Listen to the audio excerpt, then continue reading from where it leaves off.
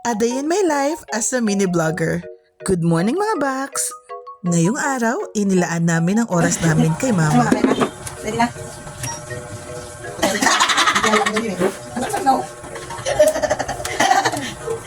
Ready na ito. Ito mo mo niya. Ay na kaya. Habang kinukuryente si mama, i-facial naman namin siya. DIY.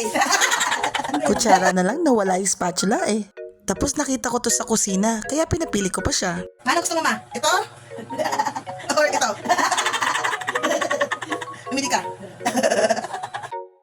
Sa bahay, naglalaan talaga kami ng oras sa isa't isa.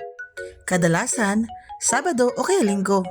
Sa sobrang busy namin sa trabaho tuwing Lunes hanggang Biyernes, nawawala na kami ng oras kay mama. At kung mabibigyan ng pagkakataon, hindi man sa pinansyal na bagay, at least kahit sa serbisyo man lang, mapagaan namin yung pakiramdam ni mama. O diba, ang sosyal ng inang Rina namin? May masahista, may taga-facial. Low budget nga lang. Worth it talaga yung machine yan kasi sobrang daming napagaling yan.